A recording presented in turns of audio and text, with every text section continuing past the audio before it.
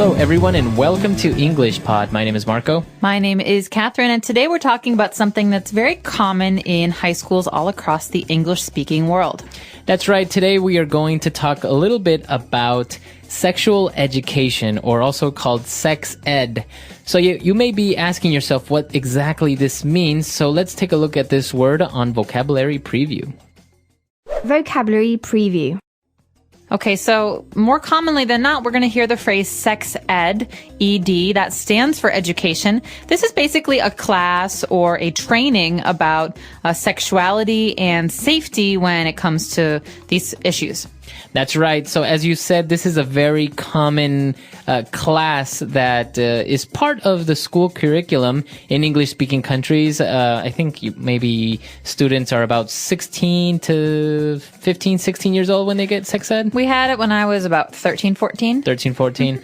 So it all depends. Now, many countries don't really have this in their public schools. Other countries only have it in private schools.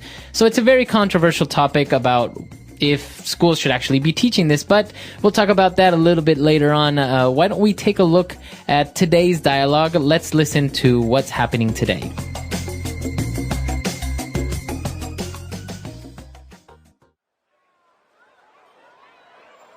All right, settle down, everyone. As part of this school's curriculum, we'll be covering sex ed this week. Oh boy, yeah. Now, I want everyone to take this class seriously. Sexual education is very important, and I want you to ask as many questions as you can think of. Remember, there are no stupid questions here. Miss Carlton, what exactly is sexual education? Are you going to teach us like Kama Sutra and stuff like that?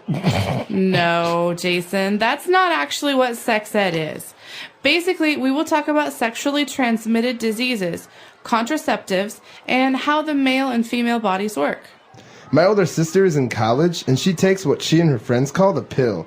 I never really understood what that is, but I know it has to do with sex or something. Good point, Jason. This will be the topic of our first class, contraceptives. As you mentioned, the pill is one of the many that exist. The birth control pill is taken daily by a woman in order to prevent unwanted pregnancy, but it does not protect her from contracting STDs from an infected person. Another popular method is using condoms. This is probably the best method if you have sex, since it not only prevents a woman from getting pregnant, but also protects you from STDs. Yes, Jason? What are condoms made out of? How is it exactly that a woman gets pregnant? Condoms are usually made out of an elastic material called latex. As for your other question, that's a whole new class.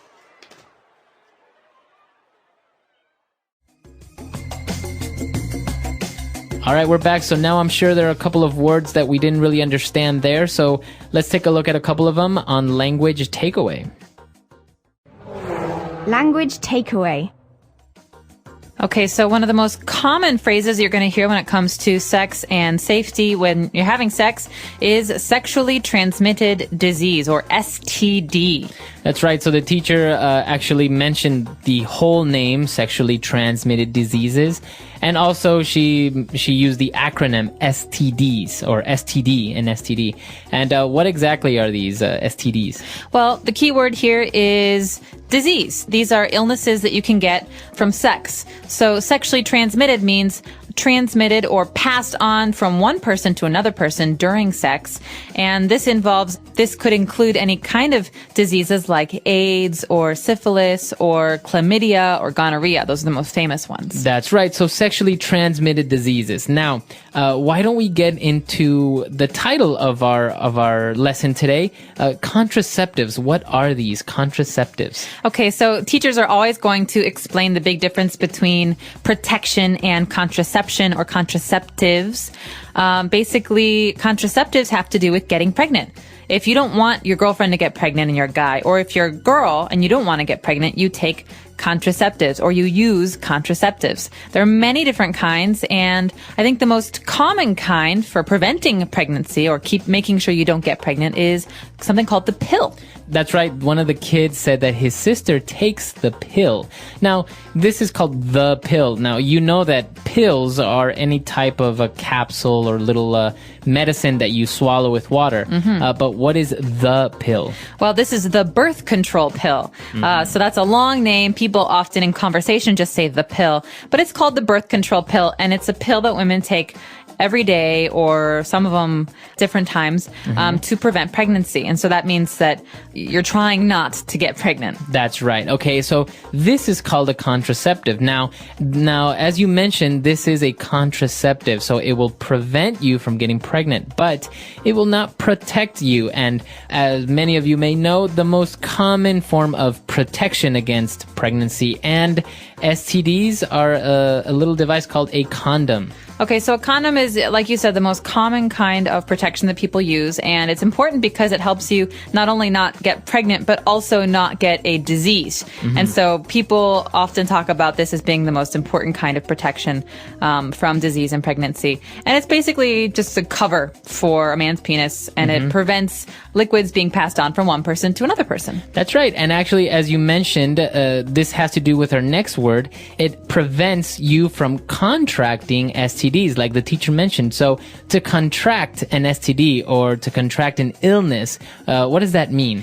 Well, contract is a special verb that we use when we're talking about getting a disease. You don't say, I got a disease. You say, I contracted it. That means I got it from somewhere or someone. And that's one of the dangers of sexually transmitted diseases. You can contract very serious diseases just by having sex. Now, can I say I contracted the flu? I mean, it's not incorrect, but we don't really say that with the flu. It's not a very serious illness. You say it with very serious illnesses. Okay. So yeah, I don't think you would go around saying, "Oh, I contracted a cold last week." I got the cold. And you wouldn't say this about cancer either, because cancer is not something you get from someone else. But you say he contracted AIDS, or he contracted gonorrhea, for example. Okay, very good. So as you see, the spelling is actually the same as a contract, like an agreement between a company or two people. But the accent is different. A contract is an agreement. To contract, that's what we're talking about, illnesses. To get. All right, very good. And for our final word, we're going back to condoms. The material that they are made out of is called latex. Okay, so latex is a very special kind of material that is, like they say in the dialogue, elastic. It's stretchy, and it's almost plasticky, but it's very, very tough. It's very strong, and that's why they make condoms out of it. And I think we also see things made out of latex. For example, doctors, when they're operating, they wear latex gloves. That's right. Obviously, they don't want to use materials that are weak or that are thin, because they need to protect their patients from germs. And so latex gloves and latex condoms are very, very common because they are so durable. That's right. Okay. So a lot of interesting stuff there. Why don't we now jump on over and take a look at a couple of different phrases on Fluency Builder. Fluency Builder. So this first phrase is something you should be very, very familiar with if you've ever been in a classroom in America or Canada. Oftentimes with younger children or with high school children, people get really worked up, very excited. You know, kids are yelling and talking and they're giggling and they think that, oh, sex is so funny. And so the teacher always says, settle down. Settle down. Okay. So if somebody tells you to settle down, hey, settle down, that means calm down, be quiet. You're too excited. Okay. Calm down. So you can use this with your kids, maybe. Settle down, we need to go. Come on, get in the car. That's right. So just kind of be quiet, be a little bit calmer. It's very, very, very important phrase, especially if you're talking to younger people. Okay. And well, of course, when you're talking about sex with teenagers or younger people, everyone's laughing and giggling because it's such a weird thing for them. And the teacher said, I really want you to take this class seriously. Okay, so take this class seriously. This comes from a sentence structure that's very, very important. To take something seriously. I take my studies very seriously, or you guys should take this class seriously. It's important. It means, listen, pay attention. This is important and you need to know this. It's kind of like a way to instruct someone to really pay attention. That's right. Or what if you say, I want you to take me seriously? That means I want you to really think about what I'm saying and not just talk to me like like I don't really understand what's going on. Okay, very good. So to take something seriously is the structure. Now moving on to our final phrase. When we were talking again about contraceptives, we talked about avoiding pregnancy, and we have a phrase that we use called unwanted pregnancy. Okay, so pregnancy is what happens when someone gets pregnant. They're going to have a baby. But an unwanted pregnancy is a certain kind of pregnancy. It means when someone did not plan to get pregnant or did not want to get pregnant. So unwanted is the opposite of wanted.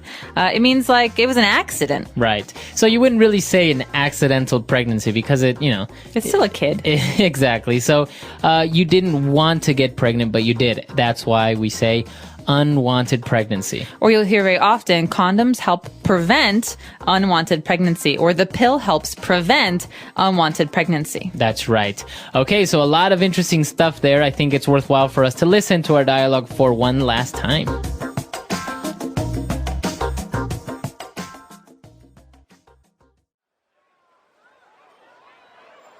All right, settle down, everyone. As part of this school's curriculum, we'll be covering sex ed this week. Oh boy, yeah. Now, I want everyone to take this class seriously. Sexual education is very important, and I want you to ask as many questions as you can think of. Remember, there are no stupid questions here. Miss Carlton, what exactly is sexual education? Are you going to teach us like Kama Sutra and stuff like that? No, Jason, that's not actually what sex ed is. Basically, we will talk about sexually transmitted diseases, contraceptives, and how the male and female bodies work. My older sister is in college, and she takes what she and her friends call the pill. I never really understood what that is, but I know it has to do with sex or something. Good point, Jason. This will be the topic of our first class, contraceptives. As you mentioned, the pill is one of the many that exist. The birth control pill is taken daily by a woman in order to prevent unwanted pregnancy, but it does not protect her from contracting STDs from an infected person. Another popular method is using condoms. This is probably the best method if you have sex, since it not only prevents a woman from getting pregnant, but also protects you from STDs. Yes, Jason? What are condoms made out of? How is it exactly that a woman gets pregnant? Condoms are usually made out of an elastic material called latex. As for your other question, that's a whole new class.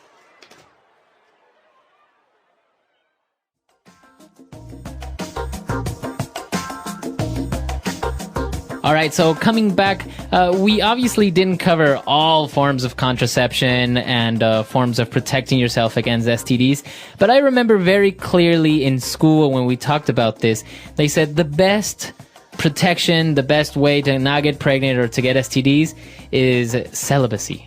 That's right. Celibacy is not having any sex. Okay. When I was in school, they said the safest sex is no sex. Yeah. Because there's always a little bit of danger. Yeah. And so this is something that I think they tell a lot of young people to scare them, but there is some truth to it. Yeah, of course. Now, what do you think about this topic? Do you think it's worthwhile and we should teach children sexual education, or many people protest against it and say this is wrong? We shouldn't be giving kids condoms when they're in high school. Well, personally, I think that kids in most parts of the world will have sex whether or not you tell them not to. Mm-hmm. And so because of that, because everyone's are always going to be people trying it, I think it's important to, inform students and inform kids who are in high school of options and of safety and of important health measures, because otherwise you risk unwanted pregnancies and you risk people getting, these very serious diseases like AIDS. That's right. I think it is a very important topic. Some countries or some places, even within the United States, are a little bit more conservative than others, and so many times they are against this type of education. But I've actually encountered people who never received sexual education, and until they were maybe like 18, they thought they can get pregnant by a kiss. Yeah.